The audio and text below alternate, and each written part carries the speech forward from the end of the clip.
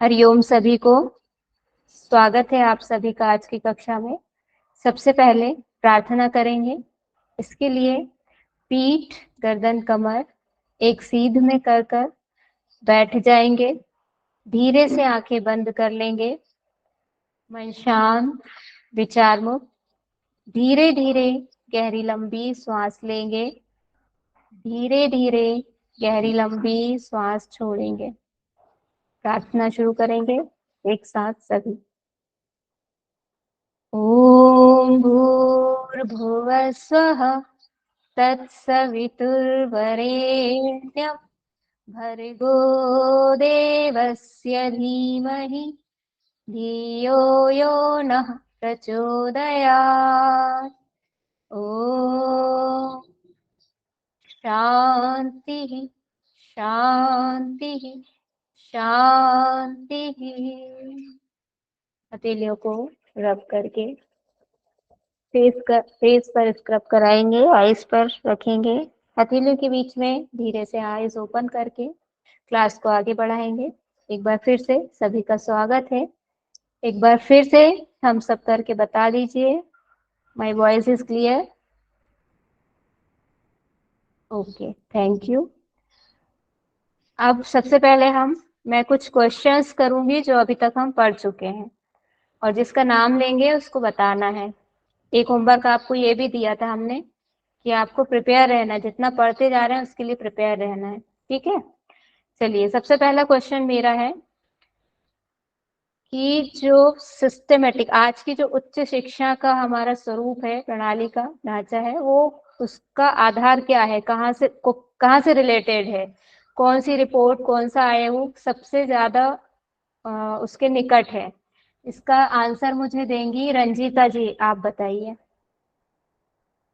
Yes ma'am, ये जो report है ये थॉमस बेविंगटन मैकाले, जो कि 10 जून 1834 को भारत पहुंचे थे।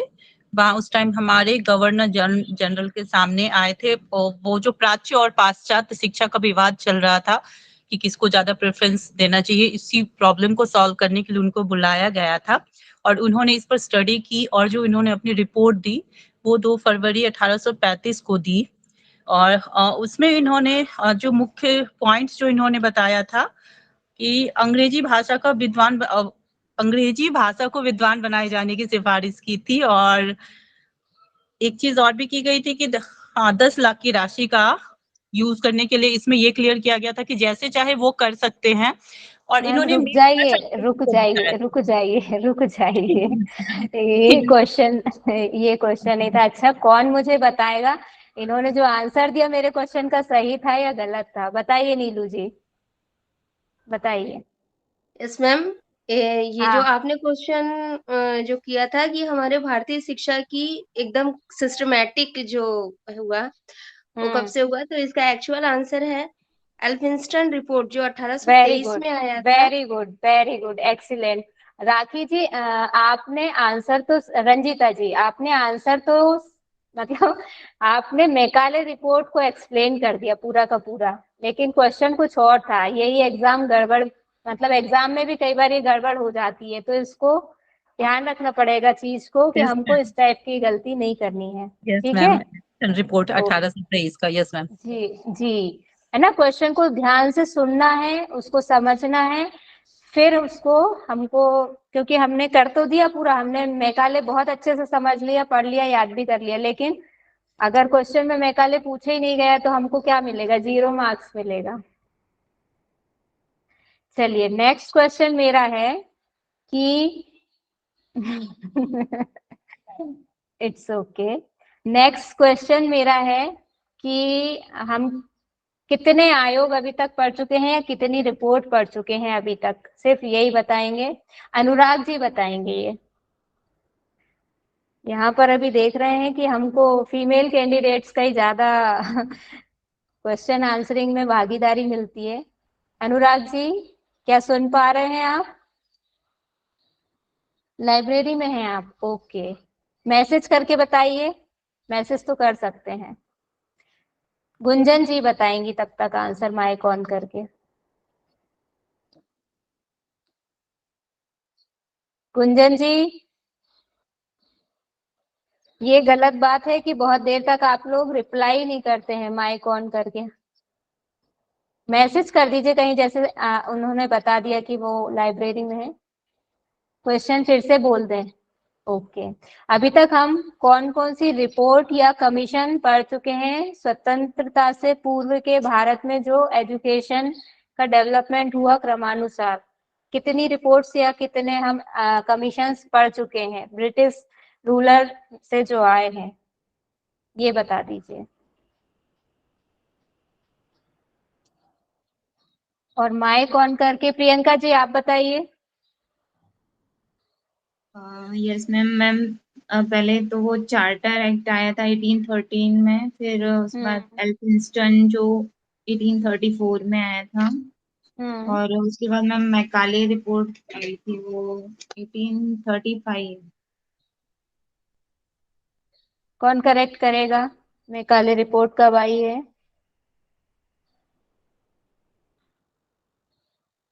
35 में ही आई है। अगर आपको कोई, आप सही हैं, तो अगर आपको कोई गलत कहता है तो अपने आप को कंफ्यूज मत करिए, अपनी बात पर कॉन्फिडेंस बनाए रखिए। मैम 35 में ही आई थी ना मैकाले तो हाँ यही तो हम कह रहे हैं कि आपको, हमने अगर कह दिया कि नहीं 35 में नहीं आई थी, गलत, लेकिन आपको सही पता है तो अपनी जगह पे बने रहिए। ऐसा नहीं कि किसी ने कह दिया है तो हम अपना, हमने चेंज कर लिया जी। चलिए आगे बढ़ते हैं। अब इसी तरह से हम पहले क्वेश्चन को लेंगे, किसी से भी कुछ भी पूछा जा सकता है। आज का क्वेश्चन सेशन यहीं पर समाप्त होता है। तैयारी से आएंगे, अपनी गन लोड करके आएंगे सारे लोग। चलिए अब स्क्रीन शेयर करते हैं।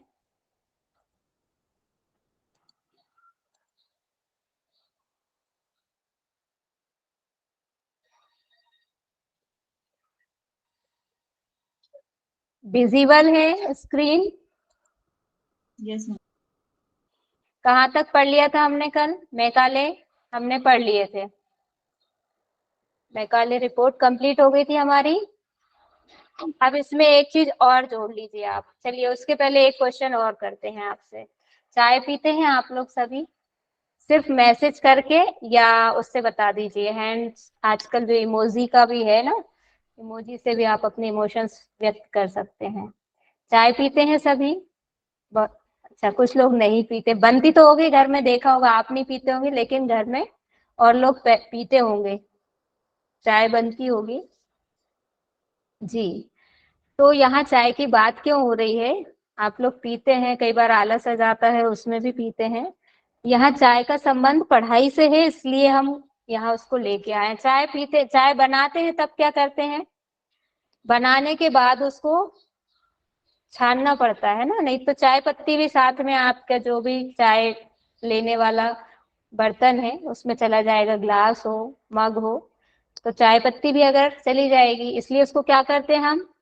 एक फिल्टर का यूज करते हैं। फिल्टर का यूज करते हैं जिससे चाय नीचे चली जाती है, पत्ती, चाय पत्ती ऊपर रह जाती है। आपने और भी जो चीजें उसमें मिलाई हैं वह सब अलग अलग हो जाएंगी। तो इसको यहाँ पर क्यों लाया गया है? एक चीज समझने के लिए कि जो मैकाले जब यहाँ आए उन्होंने विवाद तो सुलझा दिया, कि पूर्व और पाश्चात्य जो विवाद चल रहा था उन्होंने उसको सुलझा दिया। क्या किया इन्होंने? हम अगर इनको उसमें देखें, क्या काम किया इन्होंने यहाँ आकर? विवाद सुलझाने के नाम पर क्या बड़ी चीज सामने आई हमारे निकल कर? बताइए, क्या बड़ा काम किया इन्होंने? अंग्रेज अंग्रेजों कर दिया, शिक्षा की बढ़ा दिया। सारे डिसीजन अंग्रेजों के फेवर में डाल दिए। बहुत बढ़िया। और एक चीज और हमको समझ में आई बहुत बड़ी, कि लोगों को, जो यहाँ के लोग थे उनको बांट दिया, दो वर्गों में विभाजित कर दिया, एक उच्च वर्ग और एक निम्न वर्ग। इसी को यहाँ पे नाम दिया गया है फिल्ट्रेशन थ्योरी या निस्यंदन। हिंदी में उसके लिए वर्ड यूज किया जाता है निस्यंदन, और उसको अंग्रेज मतलब फिल्ट्रेशन की थ्योरी। तो यहाँ जो ये जो विभाजन वाली बात है या फिल्ट्रेशन की बात है कि केवल क्या होगा, हम सिर्फ उच्च घरानों के या उच्च कुल के जो लोग हैं उनको हम शिक्षा प्रोवाइड करवा देंगे, बाकी सारे लोग या तो इनसे सीख लेंगे या नहीं सीखेंगे, ऐसे ही रह जाएंगे। तो क्या हो गया, विभाजन हो रहा है, फिल्ट्रेशन हो गया, एक फिल्टर लगा दिया है कि केवल इन्हीं लोगों को लेना है, दूसरे लोगों को नहीं लेना है। तो यहाँ से शुरुआत हुई। तो अगर क्वेश्चन ऐसा आता है कि फिल्ट्रेशन थ्योरी का संबंध किससे है, या तो व्यक्ति का नाम पूछ लिया जाएगा या आयोग का नाम पूछ लिया जाएगा या उस समय के आपके जो जनरल हुआ करते थे उसका नाम पूछ लिया जाएगा। कुछ भी आपसे पूछा जाए, आपको ओवरऑल चीजें याद रखनी है। फिल्ट्रेशन थ्योरी का संबंध लॉर्ड मेकाले से है। लॉर्ड मेकाले किसके उसमें आए थे, आई थिंक विलियम बेंटिक के उसमें आए थे, आपने पढ़ा है तो, है ना। उस समय विलियम बेंटिक कौन थे, यहाँ के गवर्नर जनरल थे, general. Governor general William Bentinck थे।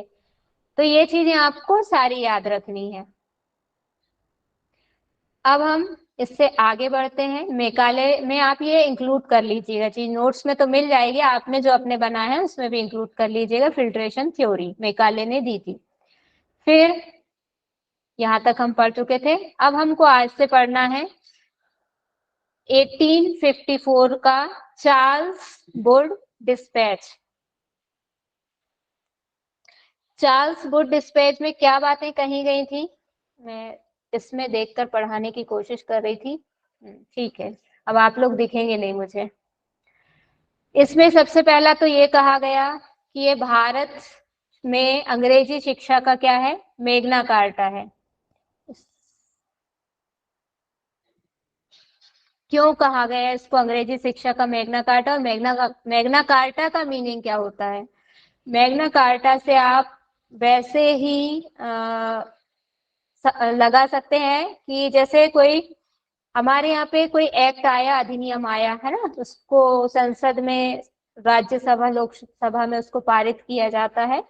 ऐसे ही जो ब्रिटेन में, ब्रिटेन शासन में जो बैठे हुए हैं लोग, वह अगर कोई पत्र लेकर आते हैं, कोई घोषणा पत्र हो या उसको आगे पास करके लाते हैं, बिल लाते हैं, तो उसको कहा जाता है मैग्ना कार्टा। तो ये मैग्ना कार्टा क्यों कहा गया इसको, 1215 1215 में इंग्लैंड के किंग होते थे, लाइट चली गई है, इंग्लैंड के किंग होते थे जॉन, उन्होंने इसको जारी किया। किस लिए, एक शाही चार्टर के रूप में जारी किया मैग्ना कार्टा को। किसके दबाव में, सामंतों के। सामंत मतलब जो पूंजीवादी होते हैं, जिनका दबाव रहता है समाज में, उनके दबाव में आकर मौलिक अधिकारों से रिलेटेड एक शाही पत्र जारी किया उस समय, उसको कहा गया मैग्ना कार्टा। तो ये एक प्रकार से देखा जाए तो भारत में मौलिक अधिकारों के संबंध में जारी किया गया पहला मतलब पहला एक पत्र था मौलिक अधिकार से रिलेटेड।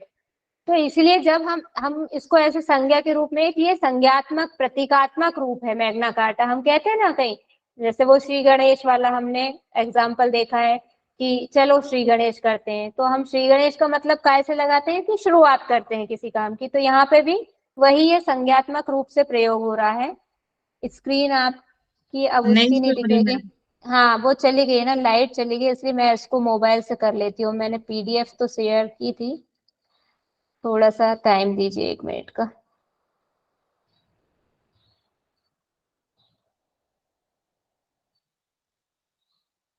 अभी हो रही है शो, मेरी स्क्रीन शेयर हो रही है, यस मोबाइल यस। मोबाइल से शेयर कर रही हूँ मैं। ये लग तो रहा था मुझे कि लाइट जा सकती है, इसलिए मैंने किया था इससे। अब देखते हैं स्लाइड्स में क्या होता है कि वो फॉर्मेशन चेंज हो जाता है, कुछ ना कुछ डिस्टर्ब हो जाती है फॉर्मेटिंग।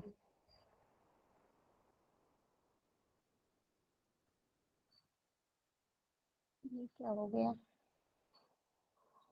ओहो दिखाई नहीं दे रही है इसमें।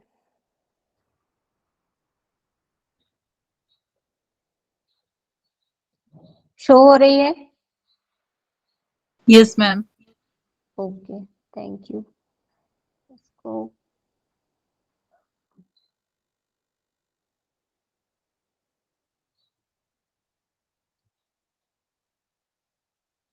आज का टाइम थोड़ा सा इसमें जा रहा है, इसके लिए क्षमा चाहेंगे। ये टेक्निकल इश्यूज होते हैं। चलिए, मैकाले के सुझाव पर आ गए हैं हम। वुड डिस्पैच चल रहा है हमारा।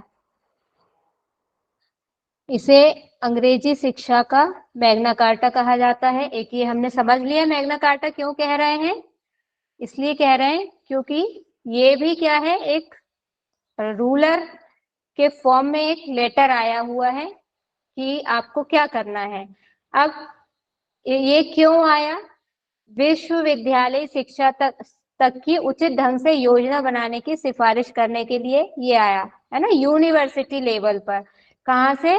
प्राइमरी एजुकेशन से लेकर यूनिवर्सिटी लेवल तक की जितनी भी एजुकेशन से रिलेटेड पॉलिसीज हैं उनको बनाने के लिए ये आया। ओह माय गॉड, ये समस्या भी आ रही है इसमें।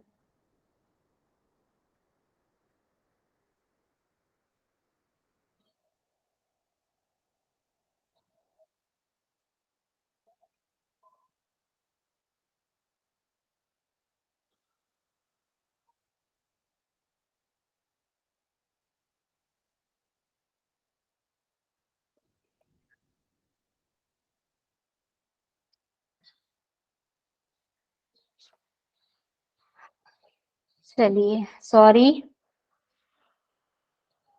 दिखाई दे रही है स्क्रीन?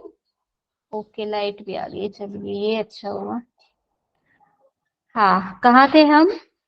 इसका क्या काम था चार्ल्स वुड का? चार्ल्स वुड डिस्पैच का ये काम था मेन कि जो प्राइमरी एजुकेशन है वहां से लेकर हायर या एजुकेशन या विश्वविद्यालय स्तर तक की जो भी एजुकेशन से रिलेटेड व्यवस्था है उसको करने के लिए चार्ल्स मैम वुड स्क्रीन नहीं दिख की रही है।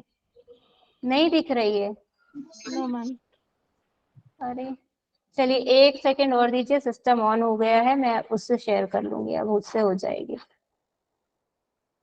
इसमें क्यों नहीं दिख रही है? वैसे स्क्रीन अभी तो चल रही थी।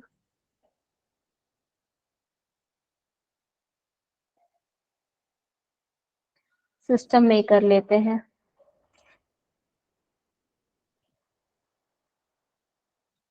आज आपकी क्लास थोड़ी सी डिस्टर्ब हो गई है, क्षमा चाहती हूँ उसके लिए। लाइट चली गई है और उसकी वजह से।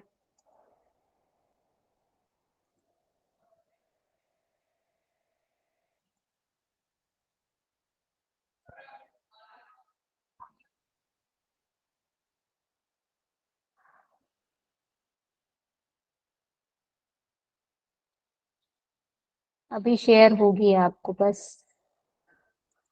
2 मिनट के अंदर।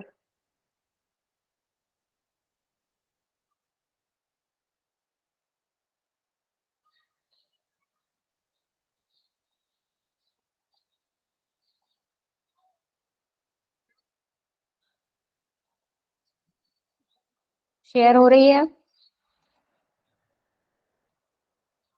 Yes ma'am. ओके।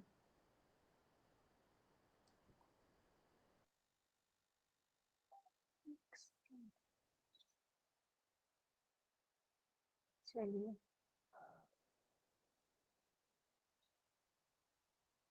मैकाले साहब नाराज हो गए लगता है हमसे।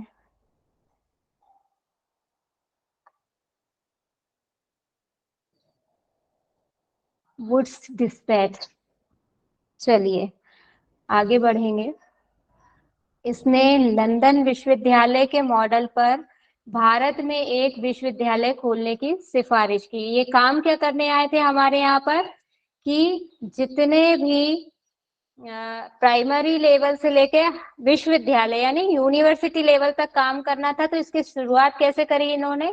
लंदन में एक विश्वविद्यालय का जो मॉडल था उसी के आधार पर यहाँ भी यूनिवर्सिटीज खोली जाए, ऐसी बात इन्होंने कही।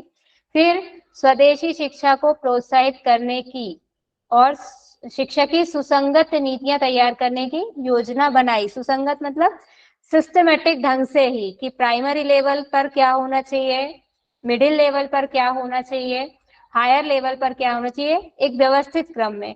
फिर इसने निजी संस्थानों, प्राइवेट संस्थानों, इंस्टीट्यूशंस, अनुदान अनुमोदन प्रणाली मतलब ग्रांट सेक्शन सिस्टम, कि अनुदान का मतलब क्या होता है, खुद का पैसा नहीं लगाना है। जैसे रिसर्च में यूजीसी देता है ना, रिसर्च के लिए फेलोशिप देता है, कि जिसके पास में जो खुद नहीं कर सकता, मेरा वीडियो ऑफ है, जो खुद रिसर्च नहीं कर सकता है उसको, अगर वो इस योग्य है तो उसको कमीशन अपनी साइड से अनुदान देता है, मतलब एक राशि देता है, स्वीकृत करता है कि आप पैसा ये है, आप काम करो। तो ग्रांट का यहाँ से यही मीनिंग है कि अनुदान दिया जाए, अनुदान सिस्टम लागू किया जाए। यहाँ पे अनुदान क्यों दिया जाए, इसका मतलब ये नहीं है कि यहाँ आप किसी भी लेवल पर जाके ये बिल्कुल मत समझिएगा, देखने में जो लिखा रहेगा उसको देखकर, अगर पढ़कर एक बार मन में यही आपका आएगा विचार कि बहुत वेलफेयर के उससे ये काम कर रहे हैं, लेकिन सिर्फ और सिर्फ अपने स्वार्थ के लिए किया जा रहा था। जो भी काम किया जा रहा था यहाँ पे देखने में लग रहा था कि हम आपका भला कर रहे हैं, लेकिन उसके पीछे सिर्फ और सिर्फ उनका स्वार्थ निहित था। तो ये अनुदान भी क्यों कर रहे थे कि हमारा अनुदान कौन देगा, अनुदान वह देंगे, वह लोग, वह समाज देगा जिसके पास पैसा है, उन्हीं से लेंगे और किसकी शिक्षा पर लगाएंगे, मतलब अंग्रेजी ज्ञान विज्ञान की शिक्षा दे रहे हैं, हमारे लोगों को दे रहे हैं, हमारा ही पैसा यूज करेंगे, अपना पैसा भी खर्च नहीं करेंगे, हमसे ही लेंगे, हम पर ही लगाएंगे, लेकिन अपना पूरा सिस्टम और अपनी सारी पद्धतियां लगाएंगे। ओहो,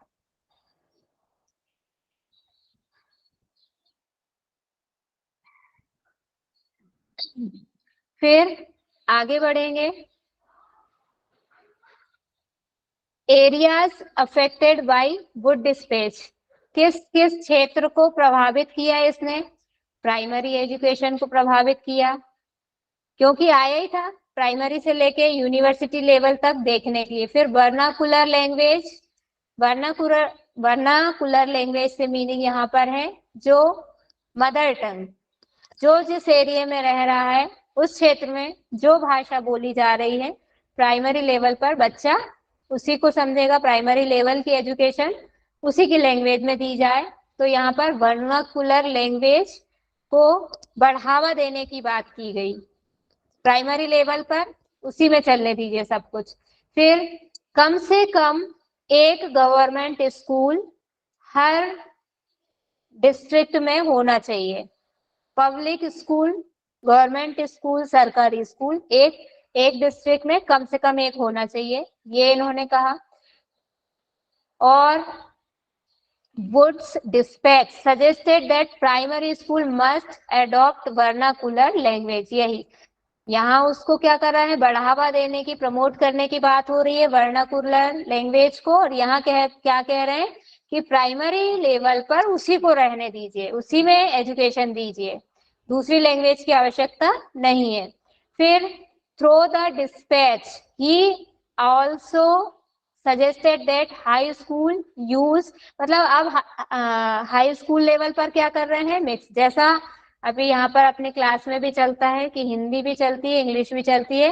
कुछ चीजें हमें जो लगता है कि भाई इंग्लिश में समझना ज्यादा आसान होता है, उनके लिए हम इंग्लिश में उनको अडॉप्ट करते हैं, और जो हमें लगता है कि हिंदी में ज्यादा इजी हमको लगती है तो वहां हम हिंदी को लेकर चलते हैं। तो ये मिक्स टाइप का हो गया, कहाँ पर, हाई स्कूल लेवल पर। प्राइमरी लेवल पर क्या चलने दे रहे हैं, मातृभाषा, जो जिस क्षेत्र में रह रहा है वहां की जो उसकी लोकल लैंग्वेज है उसी पर प्राइमरी एजुकेशन देंगे। हाई स्कूल के लेवल पर मिक्स टाइप की रहेगी दोनों, वर्नाकुलर भी रहेगी, एंग्लो भी रहेगी। एंग्लो मतलब जो विदेशी है, इंग्लैंड की है, उसको एंग्लो रिप्रेजेंट कर रहे हैं यहाँ पे। और जो उससे भी ऊपर की बात अगर करें कॉलेज लेवल पर, तो कॉलेज लेवल पर क्या रहेगा, इंग्लिश रहेगी। यहाँ पे उनने कंडीशन लगा दी, कॉलेज लेवल पर बिल्कुल इंग्लिश ही रखना है। अब यहाँ पे आप समझ पा रहे हैं, वही फिल्ट्रेशन की थ्योरी काम कर रही है यहाँ पर भी, कि प्राइमरी लेवल पर तो एजुकेशन आप लोकल लैंग्वेज में ही करेंगे। जब बच्चा बचपन में ही नहीं सीख पाएगा कोई चीज, तो आगे जाके क्या आसानी होगी उसको। मैं अपने पर्सनल अनुभव से बता रही हूँ, थोड़ा सा हास्यप्रद भी लग सकता है, लेकिन हमने जब हम 6th क्लास में आ गए थे, क्योंकि हम बहुत ही पिछड़े हुए क्षेत्र से जुड़े थे, तो जब हम 6th क्लास में आए तब हमारी टीचर ने हमको हाथ पकड़ के ए फॉर एप्पल बनाना सिखाया, कॉपी में लिख कर दिए पूरे अल्फाबेट, उनको हम देख देख कर बनाना सीखे। तो जब 5 साल की हम पढ़ाई कर चुके हैं, उसके बाद हम 6वीं क्लास में आकर, 6वें साल में आकर हम एक अलग भाषा को सीख रहे हैं। तो जो बचपन में सीखने की सबसे अच्छी आयु होती है, उसमें तो हम नहीं सीख पाए हैं, तो असर आता है, सीखने में कठिनाई होती है पूरे जीवन। उसका एक जो कहते हैं, हम कहते हैं ना फोबिया बैठ जाता है कई बार। वो नहीं होता कि हमसे नहीं हो पाएगा, मैथ्स का किसी को कई बार फोबिया हो जाता है कि हमसे नहीं हो पाएगा। भले ही सरल से सरल तरीके से आपको कोई समझाया जाए, आप सीख भी जाएंगे, कर भी लेंगे, लेकिन कहीं ऐसे आपको एकदम से दे दिया जाए टास्क कि अब आप तो सीख गए, आपको आता है, आप नहीं कर पाएंगे। ये अगर जिनमें फोबिया बैठा है, कुछ एक्सीलेंट लोग होते हैं, सबके साथ ये नहीं होता है, किसी किसी के साथ, हर ह्यूमन बीइंग का पर्सनल नेचर होता है, तो किसी से बन जाता है, किसी से नहीं बनता है। तो यहाँ पर इन्होंने क्या किया है कि प्राइमरी में आपको इंग्लिश नहीं सिखा रहे हैं, हाई स्कूल में कुछ सिखा रहे हैं, कुछ नहीं सिखा रहे, दोनों का मिक्स है। और फाइनली जो हायर लेवल की बात करें कॉलेज लेवल में जाके, तो इंग्लिश में ही पढ़ाई जाएगी। तो यहाँ फिल्टर हो गया कि कॉलेज तक पहुंच कौन पाएगा। एक उन्होंने डिवाइड कर दिया कि उच्च कुलों के घरानों के लोगों को ही हम ये शिक्षा देंगे, तो उनको प्राइमरी में भी अवेलेबल करवा रहे हैं, मिशनरियां जो खोल रखी हैं वहां से उनको दे रहे हैं, वही लोग कॉलेज पहुंच जाएंगे। अब आपने कहीं पुरानी फिल्मों में देखा होगा, या किसी के ग्रैंड पेरेंट्स अगर कहीं ना कहीं जुड़े रहे हो, उन्होंने अपने पेरेंट्स से सुनी हो चीजें, तो बता सकते हैं वो कि कोई यदि व्यक्ति, उस जमाने की बात कर रहे हैं, कि अगर कोई व्यक्ति पढ़ा लिखा है, अंग्रेजी में बात कर रहा है, उनके कल्चर को फॉलो कर रहा है, उनके तरीके से वैसे रह रहा है, तो लोग उसको बहुत आदर और सम्मान के साथ देखते, भैया बहुत पढ़ा लिखा है वह, तो उसको तो बहुत नॉलेज है। लेकिन ये विचार नहीं किया गया कि अंग्रेजी क्या है, एक लैंग्वेज ही तो है ना, वो उनकी लैंग्वेज है, उन्होंने लाकर आपके ऊपर थोप दी। यहाँ के जो लोग हैं, इनकी अपनी लैंग्वेज है, लैंग्वेज तो लैंग्वेज है ना, कम्युनिकेशन का एक माध्यम है, चाहे आपका हो या किसी और का हो। तो आप अपने को श्रेष्ठ कैसे कह सकते हैं और किसी को बेकार कैसे कह सकते हैं। लेकिन यहाँ पर हुआ, और इसी को बढ़ावा देते चले गए अपनी इस तरह की पॉलिसीज लाकर। ये हम पढ़ चुके हैं कि इसीलिए कहा गया, अंग्रेजी शिक्षा को बहुत बढ़ावा दिया इन्होंने, इसीलिए इसको मैग्ना कार्टा कहा गया, मैग्ना कार्टा ऑफ इंग्लिश। इसमें जो जो रिकमेंडेशन थी, उनका पूरा फोकस ये था कि इंग्लिश में ही शिक्षा दी जाए। बस एक अंतर है, यहाँ से क्वेश्चन बनते हैं, वो जो स्टेटमेंट वाले क्वेश्चन आते हैं ना, आपको ऐसा दिया जाएगा कि प्राइमरी लेवल पर इंग्लिश में एजुकेशन का मीडियम इंग्लिश रखा जाए, हायर लेवल पर इंग्लिश रखा जाए, क्योंकि यहाँ दिख रहा है हमने मैग्ना कार्टा बोला है, तो हम यहाँ से गैस ये करेंगे कि भाई हाँ, सारे उसमें इंग्लिश पर पूरा फोकस दिया है। अगर हम पढ़कर नहीं गए, हमारा कंसेप्ट क्लियर नहीं है, तो हम क्या लगाएंगे, हाँ ठीक है, गुड डिस्पैच में यही बात की गई थी, क्योंकि अंग्रेजी का मैग्ना कार्टा है, तो प्राइमरी लेवल पर भी इंग्लिश ही मीडियम रखा जाना चाहिए एजुकेशन का। लेकिन ये वाला सेंटेंस गलत होगा, स्टेटमेंट गलत होगा। यहाँ पर करेक्ट क्या होगा, वर्नाकुलर लैंग्वेज में एजुकेशन दी जाएगी, ये उन्होंने रिकमेंडेशन की है गुड डिस्पैच में। ये बड़ा अंतर है, हाई स्कूल में दोनों मीडियम रहेंगे और कॉलेज में सिर्फ इंग्लिश रहेगी। मैम ये सबसे लास्ट वाला का क्या बात है, सबसे लास्ट वाला का क्या मैग्ना कार्टा इसलिए कहा जा रहा है उसको, क्योंकि इंग्लिश पर उसने ज्यादा जोर दिया है। पूरे जो उसने जितनी भी रिकमेंडेशंस दी हैं, उसमें पूरा फोकस मैग्ना कार्टा पर, मतलब इंग्लिश पर है, इसलिए उसको इंग्लिश का मैग्ना कार्टा मीनिंग कि कोई शाही पत्र है, उसको मानना पड़ेगा, उसको लागू करना है हमको। मैग्ना कार्टा मतलब जैसे श्री गणेश कर रहे हैं, संज्ञात्मक रूप में, नाउन के रूप फॉर्म में हम इसको यूज कर रहे हैं मैग्ना कार्टा को। यहाँ पर समझ पा जी रहे हैं? हाँ जी। ओके, आगे बढ़ते हैं। वुमेन्स एजुकेशन की बात की गई है यहाँ पर वुड डिस्पैच में। क्या बात की गई है? अलग अलग लेवल पर, हर लेवल पर वुमेन्स को पढ़ाने के लिए क्या व्यवस्थाएं होनी चाहिए। प्राइमरी लेवल पर विलेजेस में स्कूल खोले जाने चाहिए उनके लिए, या स्कूल है तो उनमें उनको एडमिशन दिया जाना चाहिए। एंग्लो वर्नाकुलर लेवल पर हाई स्कूल में एडमिशन मिले। और डिस्ट्रिक्ट लेवल पर क्या होगा?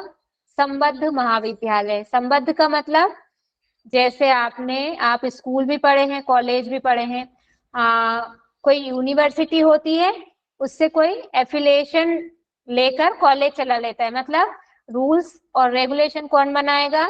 यूनिवर्सिटी बनाएगी, कॉलेज उनको फॉलो करेगा। आप अपने बिल्डिंग खोल के बैठ गए हैं, मैं जैसे मान लीजिए कि मुझे कोई कॉलेज खोलना है, तो मैं भोपाल में हूँ, बरकतुल्लाह यूनिवर्सिटी से मैं बात कर लूंगी कि मुझे कॉलेज खोलना है, मेरे पास बिल्डिंग है, ग्राउंड है, जो जो रिक्वायरमेंट चाहिए रहती है कॉलेज की या बिल्डिंग के लिए, कॉलेज खोलने के लिए, वो सब मेरे पास है, तो मुझे मान्यता दीजिए, है ना? मान्यता देंगे। अब मान्यता मिल गई है तो वहां से रूल्स एंड रेगुलेशंस जो उन्होंने बनाए हैं मुझे उनको ही फॉलो करने पड़ेंगे। मैं अपने मन से अपने रूल्स एंड रेगुलेशन बना के नहीं चला सकती।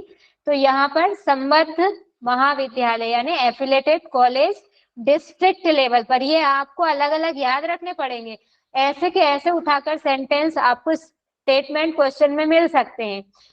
बस ये है कि गलत करने के लिए क्वेश्चन को चेंज कर सकते हैं कि संबद्ध महाविद्यालय कहाँ पर होंगे, डिस्ट्रिक्ट लेवल पर होंगे, प्रोविजेंसी लेवल पर होंगे, ये आपको कंफ्यूजन करने के लिए। तो आपको फैक्ट एज इट इज अच्छे से समझकर और कंसेप्ट क्लियर रखकर क्वेश्चन को पढ़ के ठीक से सॉल्व करना पड़ेगा। अब ये देखिए प्रेसिडेंसी लेवल पर क्या हो रहा है, यूनिवर्सिटी आ रही है ना, जिससे कॉलेज की हम एफिलिएशन ले रहे हैं, वह यूनिवर्सिटी कहाँ पर होगी? स्टेट लेवल पर। प्रेसिडेंसी का मतलब यहाँ पर आज के स्टेट से है। वर्तमान में हम जिसको राज्य कहते हैं, वो उस समय उनको प्रांत कहा जाता था, उसी को इंग्लिश में प्रेसिडेंसी कह रहे हैं। और ये किस लेवल पर है? ऐसे ही जहां पर अंग्रेजों का शासन है, जहां पर उन्होंने अपना आधिपत्य स्थापित कर लिया है। नेक्स्ट, अब इसके प्रभाव क्या पड़े? हमने देखा किस चीज की बात इन्होंने की, वुड ने ज्यादातर इन्होंने सिर्फ अंग्रेजी और अंग्रेजी को प्रभावित रूप से लादने की कोशिश की। क्यों? क्योंकि अगर अंग्रेजी की शिक्षा नहीं दी जाएगी तो ये कल्चर से कैसे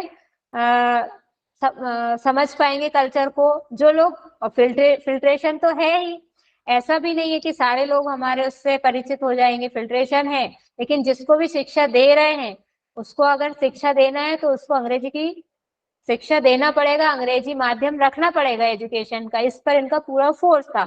तो यहाँ पर क्या हुआ, और तेजी से मिशनरियां खुलने लगी, अंग्रेजी स्कूल खुलने लगे, प्राइवेटाइजेशन ज्यादा होने लगे स्कूलों का। और जो स्कूल के टीचर थे, कॉलेज के प्रोफेसर थे, व्याख्याता थे, वे सब कौन होने लगे? यूरोपियन लोग होने लगे। उनका यहाँ पर ज्यादा कहना चाहिए, उन्होंने अपना ज्यादा विकास कर लिया। और जो यहाँ के पहले से थे, मदरसे और संस्कृत कॉलेज विश्वविद्यालय, इन सब में जो पढ़ा रहे थे, उनका क्या हुआ? उन्होंने उनको डिनाई किया था, विकास में साथ लेकर उनको चल नहीं रहे थे वैसे भी, तो वह कहीं ना कहीं पिछड़ते चले गए। तो ये एक प्रभाव पड़ा। दूसरा, मिशनरियों का तेजी से यहाँ पर आगमन हुआ, तो इससे क्या हुआ? मिशनरियां यहाँ आएंगी तो क्या होगा? धर्म का भी प्रचार प्रसार ज्यादा करेंगे। जो भी संस्था है उसका धर्म का प्रचार तो साथ साथ होता ही है, क्योंकि जो भी ऑनर है, मान लीजिए कोई हिंदू है, उसकी कोई संस्था है एजुकेशनल, उसने कोई इंस्टीट्यूशन खोला है, तो क्या होगा उसमें? जब तक कोई ऐसा हार्ड एंड फास्ट रूल नहीं है कि भाई धर्मनिरपेक्षता वाली चीज को फॉलो किया जाएगा, तो वहां क्या होगा? वह अपने धर्म के हिसाब से उसको चलाएगा। संस्कृत के वेदों के वेद मंत्रों का उच्चारण पाठ करवाएगा, प्रार्थना करवाएगा। वैसे ऐसे ही अगर कोई इस्लामिक इंस्टीट्यूशन है तो उसमें क्या चलेगा, इस्लामिक जो चलती हैं, उनकी जो भी प्रार्थनाएं चलती हैं उसके हिसाब से उनमें चलेगा। तो कहीं ना कहीं जो ऑनर रहता है उसका असर तो पड़ता है। अब ये मिशनरियां आई हैं, मिशनरियों के ऑनर कौन है, यूरोपियन है, ईसाई धर्म को मानने वाले हैं। तो जब उनके शिक्षा व्यवस्था चलेगी तो उसमें कहीं ना कहीं उनके धर्म की झलक स्वतः नजर आएगी, चाहे या नहीं चाहे स्वतः नजर आएगी। तो यहाँ से बच्चे उसको अपने आप एडॉप्ट भी करेंगे। तो यहाँ पर क्या हो रहा है, धर्म का प्रचार भी तेजी से अपने आप हो रहा है। अब इसके बाद हमारा आ जाता है हंटर शिक्षा आयोग। अभी तक हम कितने पढ़ चुके हैं, एक बार रिकॉल कर लीजिए।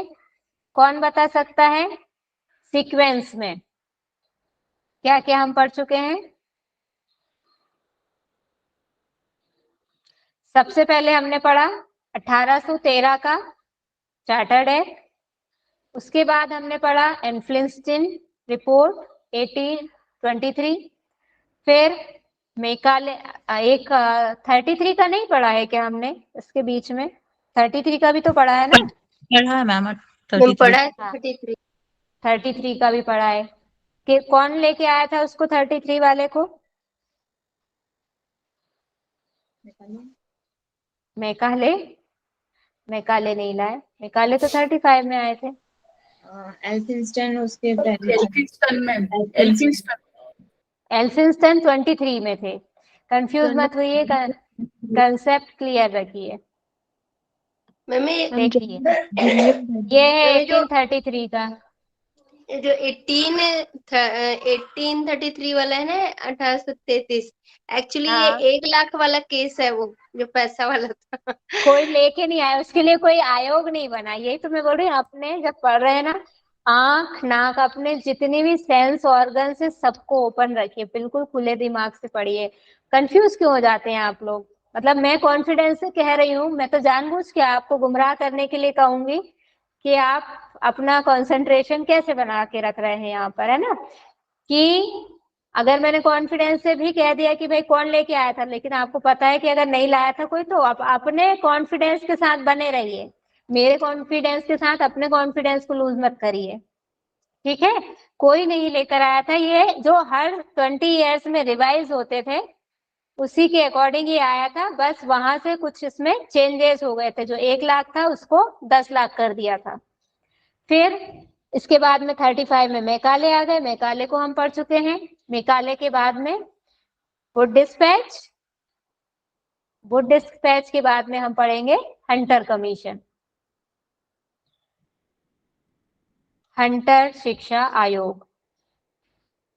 क्या है अब ये हंटर शिक्षा आयोग, इसके बारे में थोड़ा सा समझते हैं। 1880 में लॉर्ड रिपन भारत के गवर्नर जनरल थे। इन्होंने, ये आए, पहले तो गवर्नर जनरल आए, फिर इनकी एक कमेटी थी, एग्जीक्यूटिव कमेटी, मतलब जो कार्यों को, जो भी पॉलिसीज बनती हैं उनको फील्ड पे जाके अप्लाई करने वाली जो कमेटी होती है उसको एग्जीक्यूटिव कमेटी बोलते हैं। अब इनकी जो कमेटी थी, उसी कमेटी के सदस्य थे ये हंटर महोदय।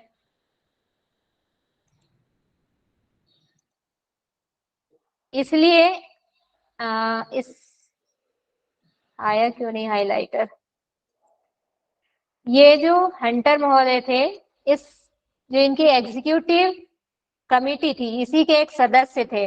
अब लॉर्ड रिपन जो थे बहुत ही बुद्धिजीवी और शिक्षा से इनका थोड़ा लगाव था।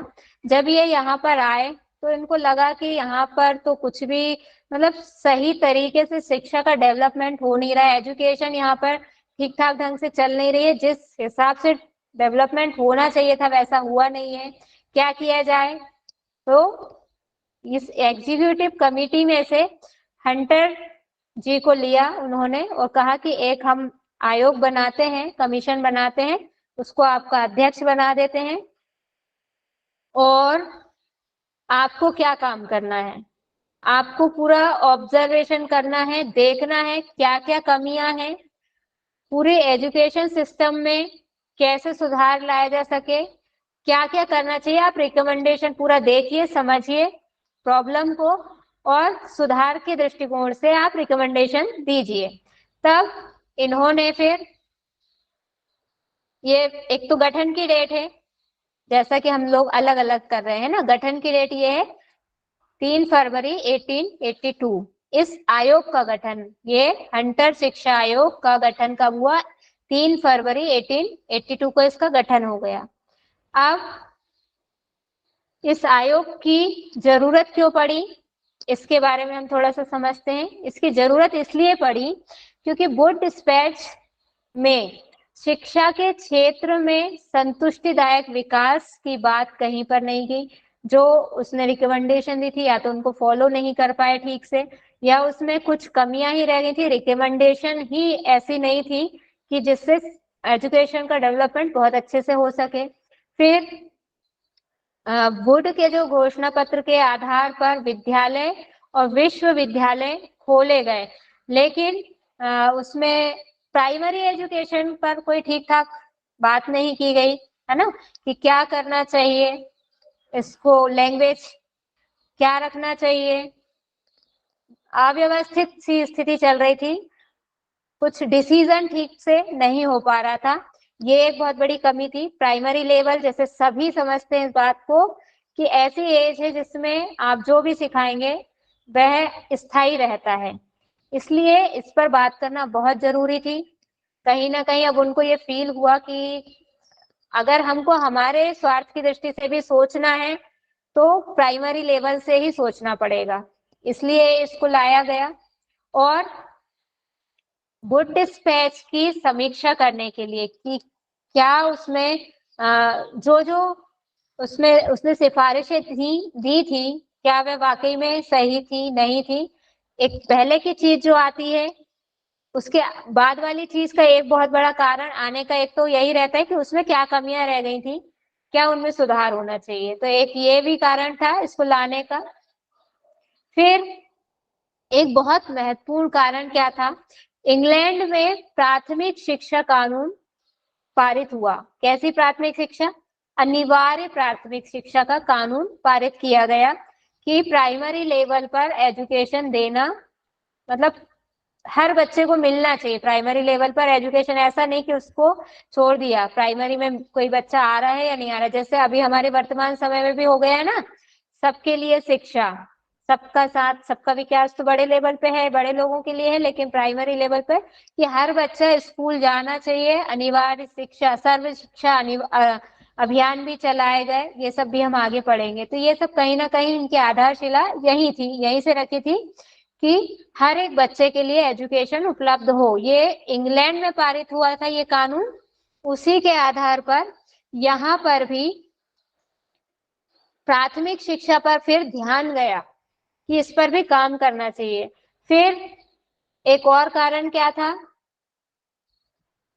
जो तात्कालीन प्राथमिक शिक्षा व्यवस्था में क्या क्या कमियां थी, उन समस्याओं को खोजने के लिए रिपिन ने कहा था हंटर से कि आप देखिए कि कमियां क्या क्या है यहाँ पर, क्यों डेवलपमेंट ठीक से नहीं हो पा रहा है इस एजुकेशन का यहाँ पर भारत में। तो इसके लिए भी हंटर कमीशन को गठित किया गया। एक और क्या बात कही गई, प्राथमिक और द्वितीय स्तर की जो शिक्षा प्रणाली है उसकी समीक्षा कीजिए, आप उसको देखिए कि क्या गड़बड़ है वहां पर, क्या और चीजें अच्छी की जा सकती हैं वहां पर। तो ये उसके कुछ उद्देश्य हो गए हंटर कमीशन के। अब इस कमीशन के ऑर्गेनाइजेशन की बात करें, उसमें कौन कौन सदस्य थे ये आपको याद रखना है। ये पूरा आपको स्लाइड ये समझ लीजिए एज इट इज, आपको बहुत अच्छे से याद करना है। क्या? एक तो इसमें टोटल 20 सदस्य थे, मेंबर्स कितने थे? टोटल 20। उसमें से 6 भारतीय थे। इन 6 भारतीयों के नाम आपको याद रखना है। एक तो कितने थे ये भी पूछा जा सकता है, और कौन कौन थे? सैयद महमूद, भूदेव मुखर्जी, आनंद मोहन बोस। ये शायद टाइपिंग मिस्टेक हो सकती है, इसको मैं एक बार चेक करूंगी, परिगानंद है या परमानंद है। मुदलियार, महाराज जितेंद्र टैगोर और केटी टेलर। ये नाम याद रख लीजिएगा। आपको क्वेश्चन कैसा मिलेगा इसमें? क्वेश्चन आपको ऐसा मिलेगा, 3 नाम ए बी सी ऑप्शन में दे देंगे, एक चौथा कोई अलग दे देंगे, इनमें से कौन सा नहीं था, या एक दे देंगे सदस्य के नाम, 3 कोई और दे देंगे, पूछेंगे इनमें से कौन उस कमीशन का मेंबर था या नहीं था। ऐसे क्वेश्चन इसमें से पूछा जा सकता है। या चारों ऐसे नाम दे दिए, फिर कूट से या कोड से आपको आंसर देना रहता है ना, कि इस 2 लोग दे दिए और 2 लोग बाहर के दे दिए दूसरे, कि इनमें से कौन कौन से थे ये लोग। ऐसा क्वेश्चन इससे बन सकता है। एक पहला और दूसरा थे, तीसरा और चौथा थे, इस टाइप से जो कोड से आपको आंसर करने पड़ते हैं। ऐसे वाले क्वेश्चन जनरली कोड से हल करने वाले इस टाइप के फैक्ट से आते हैं। ठीक है, आगे बढ़ते हैं। हंटर आयोग की मुख्य सिफारिशें, रिकमेंडेशंस क्या क्या थी? प्राथमिक शिक्षा के विकास और सुधार पर सरकार को ध्यान देना चाहिए। क्या बोला इन्होंने? प्राइमरी एजुकेशन में बहुत ज्यादा आवश्यकता है सुधार करने की। क्यों है? हम क्या देख कर आ रहे हैं? उन्होंने क्या बोल दिया? वर्नाकुलर लैंग्वेज में ही इनको एजुकेशन दी जाए।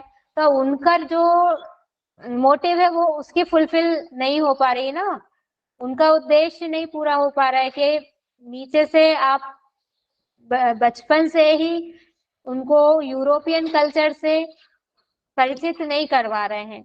तो उनमें वो धीरे धीरे क्या है, अभी हमारा शासन है, कोई भी है, अभी तो पहले मान लीजिए मेहमान की तरह आए हैं, शासन किया है, लड़ झगड़ के किया है, लेकिन क्या हुआ?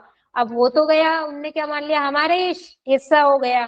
अब इसका विकास होगा तो हमारा विकास होगा, हमारा इसका विकास नहीं होगा, ये पिछड़ा रहेगा तो हम पिछड़े रहेंगे। अब कहीं ना कहीं क्या वाली भावना आ गई कि हमारा है और इसका जो भी करना है हमको करना है, ये वाली फीलिंग भी है। तो उसके नजरिए से सोचकर प्राइमरी एजुकेशन पे ध्यान देना बहुत जरूरी है। एक रिकमेंडेशन ये करी, प्राथमिक शिक्षा देशी भाषाओं में होनी चाहिए। फिर स्थानीय जिला परिषदों और नगर पालिकाओं की देखरेख में प्राथमिक शिक्षा की व्यवस्था की जानी चाहिए। अब यहाँ पर स्थानीय नगर पालिकाओं का मतलब यहाँ पर ये है, इन नगर पालिकाओं में कौन है लोग? जो भारत के लोग हैं वही हैं इनमें, उन्हीं की देखरेख में। अब ये जो प्राइमरी लेवल की एजुकेशन है इसको किस पे टाल रहे हैं? यही वाले लोगों पर टाल रहे हैं। और अभी हम आगे और पढ़ेंगे कि जो हमने स्टार्टिंग में भी देखा था कि हमारा ही पैसा है, हम पर ही खर्च करना है और अपनी चीजों के लिए खर्च करना है, कि लैंग्वेज हमारी होगी, कल्चर हमारा होगा, वो आपके ऊपर लादा जाएगा, लेकिन उस कल्चर को लादने में, उस लैंग्वेज को समझने में जो भी खर्चा होगा वो आपका ही होगा। ये हम और भी आगे समझेंगे। फिर माध्यमिक शिक्षा 2 प्रकार की होनी चाहिए, साहित्य यानी लिटरेचर फॉर्म में, और हायर एजुकेशन जिसमें आपका व्यवसायिक यानी हम पढ़ते हैं ना अनौपचारिक और औपचारिक शिक्षा हमने पहले भी पढ़ी है। तो वैसे ही है यहाँ पर कि जो 11th क्लास से हम लोग डिवाइड कर लेते हैं सब्जेक्ट, अपने अपने रुचि के अकॉर्डिंग हम सब्जेक्ट ले लेते हैं। तो वैसे ही यहाँ पर आ रहा है कि आपका जो हायर लेवल पर है उसमें क्या करना है, आपको व्यावसायिक शिक्षा लेनी है, और माध्यमिक स्तर पर आपको लिटरेचर पढ़ना है। अब लिटरेचर में क्या पढ़ेंगे? जैसे कि हमने बताया, उन्होंने क्या कर दिया, लिटरेचर में सारा इंग्लिश लिटरेचर से ही लिटरेचर का अर्थ लिया जाएगा। तो उन पढ़ा रहे वहां का जो लोग हैं, उनके यहाँ के जो लिटरेचर लिखने वाले हैं उनका लिटरेचर पढ़वाया जाएगा।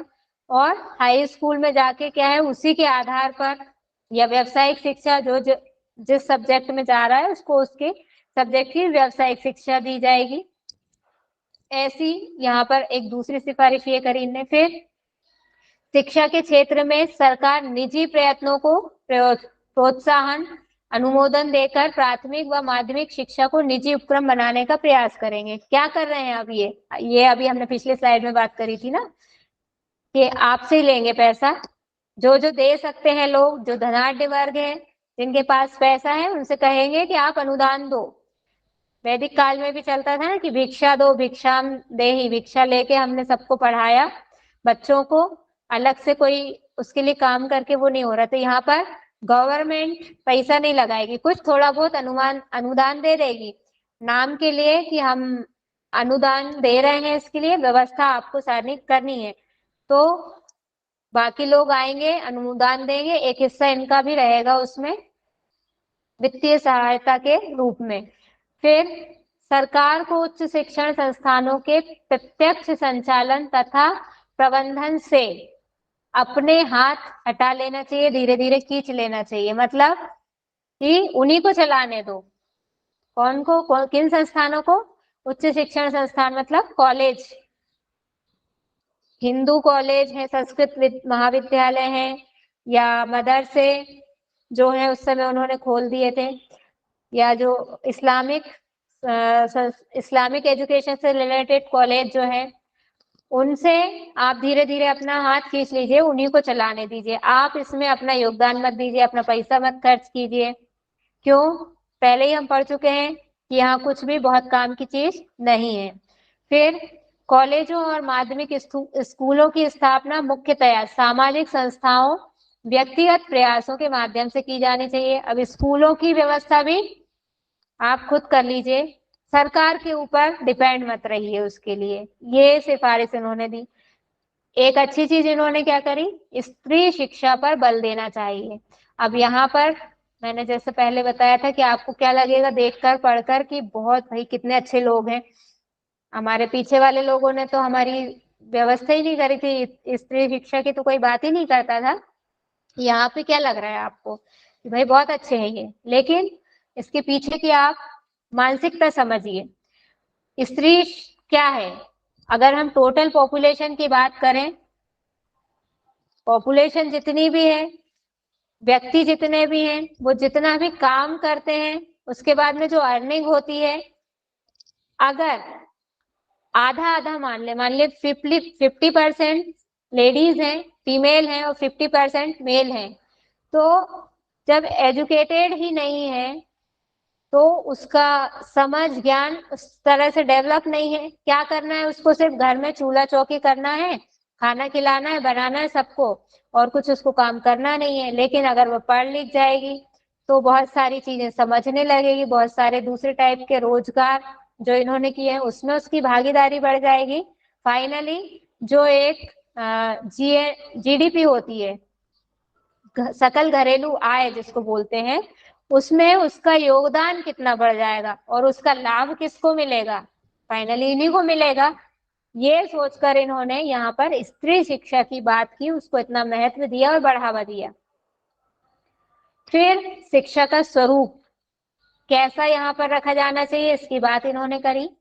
प्राथमिक स्तर पर व्यवहारिक शिक्षा दी जानी चाहिए। ये अब आप देखिए, आपने जो एक लिस्ट बनवाई है ना स्टार्टिंग में, वैदिक कालीन शिक्षा प्रणाली, पूर्व वैदिक, उत्तर वैदिक, और उसके बाद बौद्धकालीन, इस्लामिक, सब में क्या कॉमन चीज नजर आ रही है? ये जो पहला ही पॉइंट है आपका, व्यवहारिक शिक्षा, हर शिक्षण प्रणाली में हमको सेम मिल रहा है। क्या?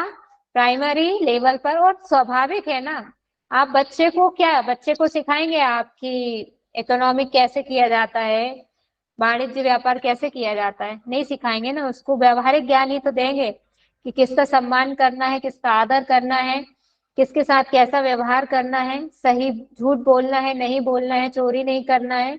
ये वाली शिक्षा ही प्राथमिक स्तर पर दी जाएगी। बस यहाँ पर अंतर क्या हो जाता है, अब यहाँ पर थोड़ा सा मिशनरियों का असर है, लेकिन भाषा में उन्होंने कोई अंतर नहीं किया है। जो क्षेत्रीय स्कूल हैं जो पहले से चल रहे हैं उनमें उन्हीं की लैंग्वेज चलेगी, लेकिन जो ईसाई मिशनरियों ने डेवलप किए हैं उनमें वह अंग्रेजी में शिक्षा देंगे। ये भी अंतर थोड़ा सा अपने दिमाग में लगाकर चलना चाहिए। फिर प्राथमिक शिक्षा देशी स्थानीय भाषा में दी जाए, ये बार बार यहाँ फोकस किया गया है। इससे क्वेश्चन ऐसे ही आ सकता है कि हंटर कमीशन ने प्राइमरी एजुकेशन में शिक्षा का माध्यम क्या रखने की बात कही, क्या रिकमेंडेशन की, या ऐसा आ सकता है प्राथमिक शिक्षा में स्थानीय भाषाओं पर बल किसने दिया? कौन से कमीशन ने दिया? दोनों तरह से क्वेश्चन, इसीलिए कहते हैं बार बार एग्जामिनर के लेवल से जाकर सोचिए, घुमा फिरा के चारों तरफ से देख लीजिए कि इससे क्या क्या क्वेश्चन, एक ही फैक्ट से कम 10 क्वेश्चन बनाइए। फिर इसका नियंत्रण जिला और नगर बोर्डों को सौंपा जाए। अब जिला और नगर बोर्ड क्या होते हैं? कुछ लोग मिलकर एक बोर्ड बना लेते हैं आपस में मिलकर, किसी विशेष उद्देश्य के लिए, विशेष काम को करने के लिए एक ग्रुप बना लेते हैं। तो यहाँ पर क्या कर दिया आप, मतलब हर जगह से आपने देख लिया। जैसे आपने मेघालय में क्या देखा था कि मेघालय ने क्या काम किया था कि सारा अंग्रेजों के फेवर में कर लिया था।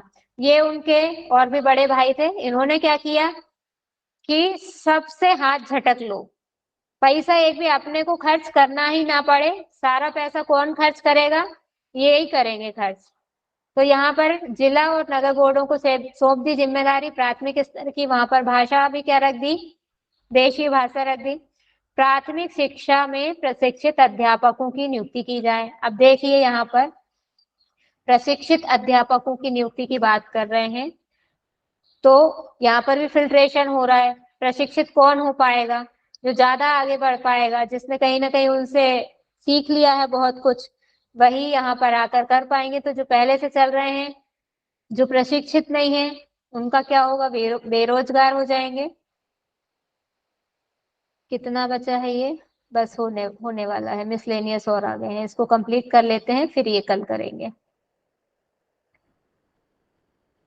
मिडिल स्कूल में क्या करना है और हाई स्कूल में क्या करना है, ये भी इन्होंने बताया कि माध्यमिक व उच्च शिक्षा की व्यवस्था का दायित्व स्थानीय निकायों पर। वहां क्या कर दिया?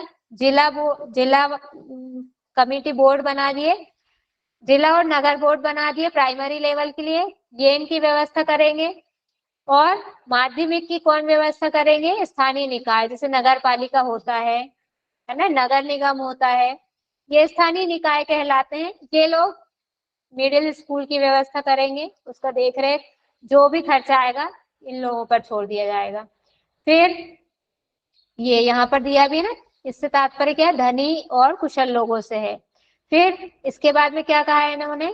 उच्च शिक्षा संस्थानों के संचालन से भी स्वयं को हटाने की बात हंटर आयोग ने कह दिया। अब आप इसको, अगर ये स्लाइड्स आप पढ़ लेंगे, हाँ बिल्कुल, यूरोपीय लोगों को ही मिले रोजगार भी। अब यहाँ पर आप क्या समझ रहे हैं? मतलब आप ये सारी स्लाइड सिर्फ पढ़ लेंगे ना एक बार, आपको सब समझ में जाएगा। जैसे मेघालय ने क्या किया, पूरा यूरोपियों के लिए कर दिया, इन्होंने क्या करा? यूरोपियों का बचा लिया सारा। हमारा कल्चर क्या है, भारतीय संस्कृति क्या कहती है? देने में विश्वास रखती है। वेदों ने हमको देना बांटना सिखाया है। ऐसे ऐसे एग्जाम्पल रहे हैं कि अपने शरीर की बोटियां तक दूसरों को खिलाने के लिए काम, मतलब अपना शरीर तक दान कर दिया लोगों ने। जो हमारे पूर्वज रहे हैं, बहुत पुराने लोग रहे हैं, उन्होंने कि देने में कोई भूखा ना मरे, कुछ नहीं है तो अपना शरीर ही दे दिया। बाली का एक एग्जाम्पल हम पढ़ते हैं, बाली नहीं, राजा बलि वामन अवतार लेके जब आए थे, तो उन्होंने कहा हाँ ठीक है, आप जो भी मांगोगे दे देंगे। तो उन्होंने, भगवान ने 3 पैर मांगे, नापा उनको, तो जब कुछ नहीं बचा, 2 पैरों में ही, 2 पग में सब कुछ उन्होंने नाप लिया, अब कुछ बचा नहीं। तो नहीं, दधीची अलग है, वो बाली नहीं, राजा बलि उसमें थे, दानव कुल में थे, राक्षसों के राजा थे राजा बलि। तो उन्होंने क्या किया, अपना सर बोला, तीसरा पैर आप मेरे सर पे रख दो। तो ऐसे हैं वचन को निभाने के लिए, देने में विश्वास, यानी देने में डर नहीं लगता है, कोई झिझक नहीं होती है। लेकिन ये जो आज की सोच हो गई, किसी के साथ कुछ शेयर नहीं करना है, नो शेयरिंग, नहीं देना है कुछ भी, ये इसके बीज यहाँ से डाले गए थे। कुछ भी नहीं देना है, 1 रुपया भी खर्च नहीं करना है, सब हमको बचा लेना है, इनसे लूट लो, इनका ले जाना है हमको। हमारे लोगों को रोजगार मिलेगा, हमारे लोग पढ़ाएंगे लिखाएंगे करेंगे, तो पैसा उनके पास आएगा, फाइनली हमारे देश में जाएगा, वहां का भला होगा। यहाँ वाले लोगों को ऐसे छोड़ दो, जैसे वैसे छोड़ दो। अगर इनको अपने ऊपर खर्च करना है, अपने कल्चर पे लगाना है, तो ये इनको ही व्यवस्था करनी पड़ेगी। यहाँ से ये सारे निकल के जिस्ट निकल के ये आ रहा है यहाँ से। कुछ अनुदान की व्यवस्था क्या है? छात्र शिक्षक की संख्या व आवश्यकता के अनुपात में दिया जाएगा। मतलब अगर हम कोई आपको अनुदान भी दे रहे हैं, कोई ग्रांट भी अलॉट कर रहे हैं, तो कैसे देंगे? जितने टीचर होंगे, जितने स्टूडेंट्स होंगे, बस उतने ही देंगे, उससे ज्यादा नहीं देंगे, लिमिट में बिल्कुल।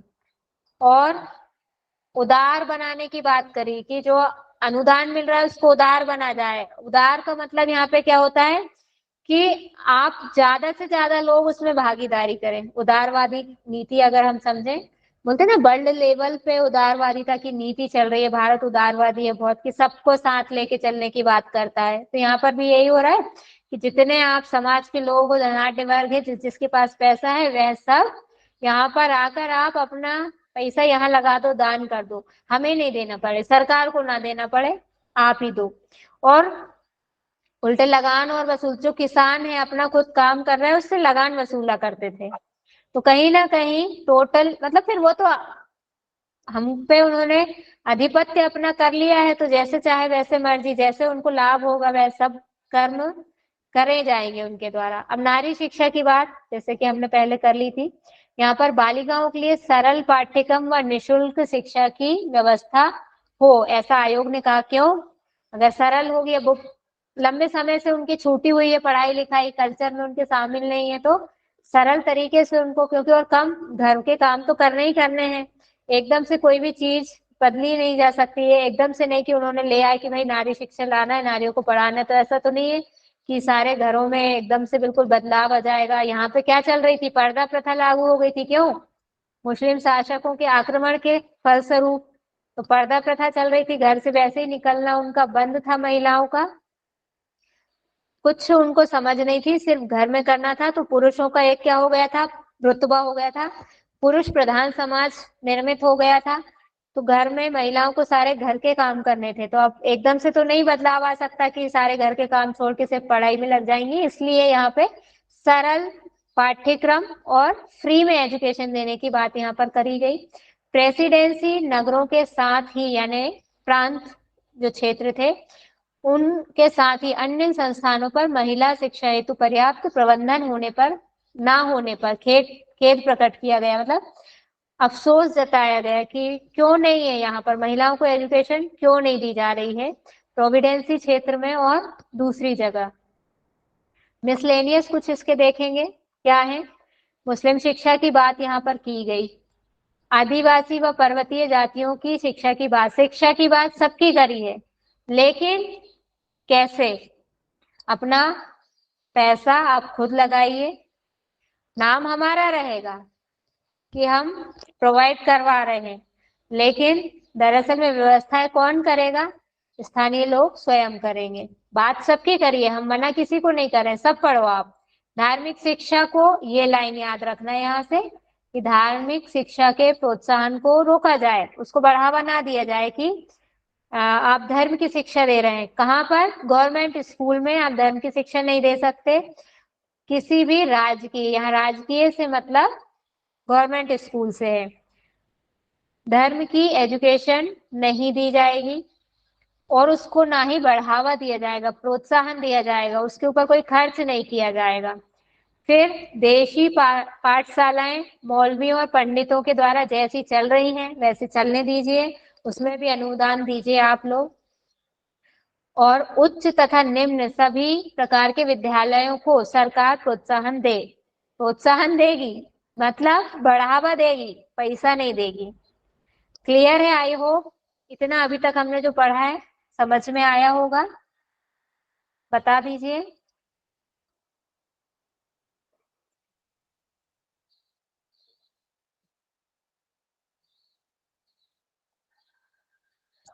जी, मैसेज करके बताएंगे। Okay, yes ma'am. ठीक है। कोई डाउट है किसी का?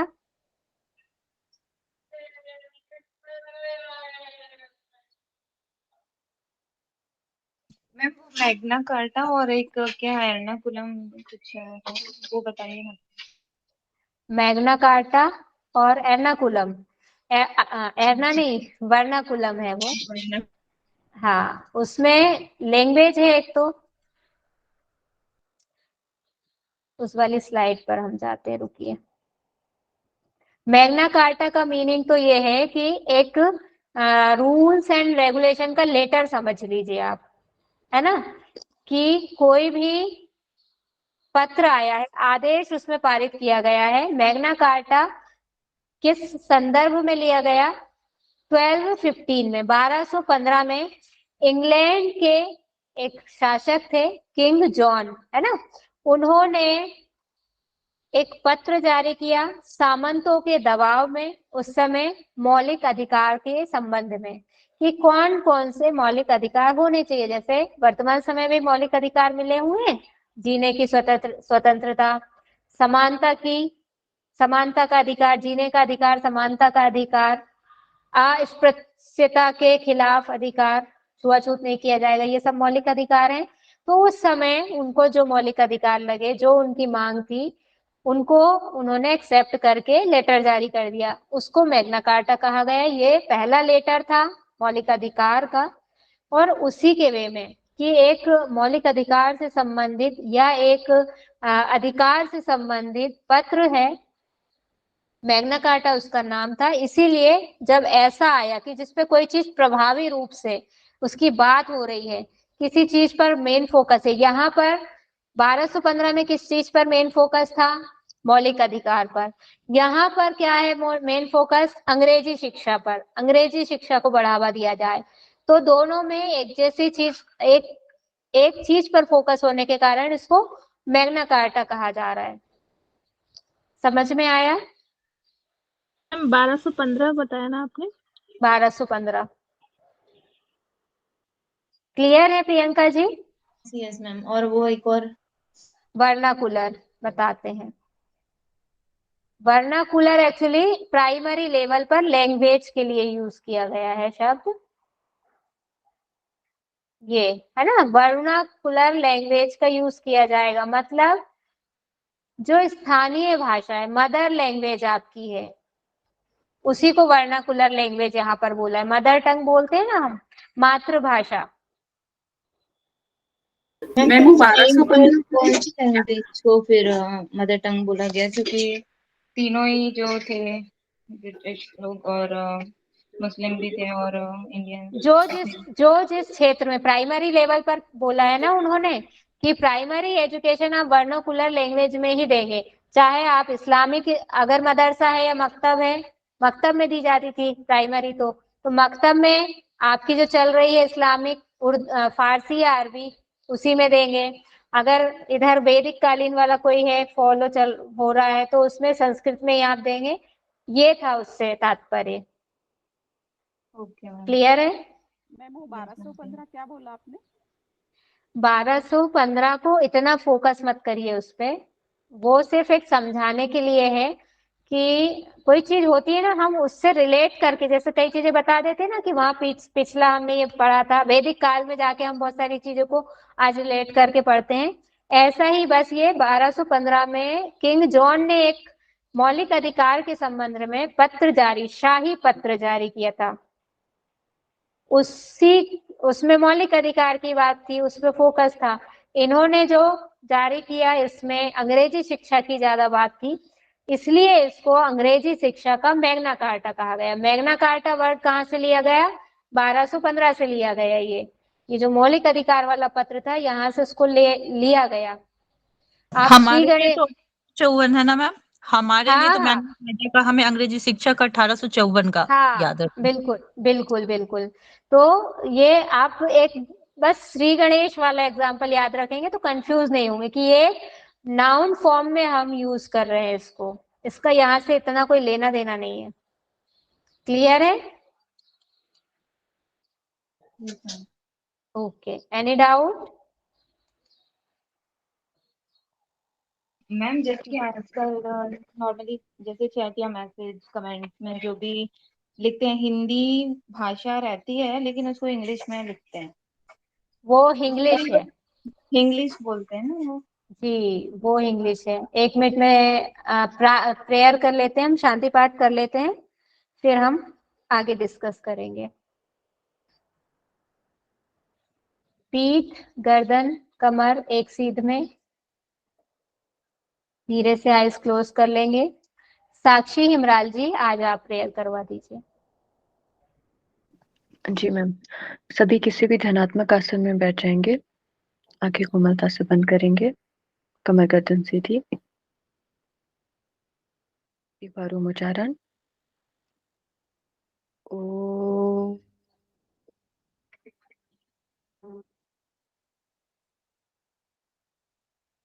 सर्वे भवन्तु सुखिनः, सर्वे सन्तु निरामया, सर्वे भद्राणि पश्यन्तु, मा कश्चित् दुःखभाग् भवेत्। ओम शांति शांति शांति। अपने दोनों हाथों का आकर्षण करेंगे। हथेलियों को आंखों पर रखेंगे। हथेलियों के अंदर ही आंखें खोलेंगे। सभी को नमस्ते ओम। बहुत बहुत धन्यवाद। थैंक यू सभी मैम। का बहुत बहुत धन्यवाद क्लास से जुड़ने के लिए।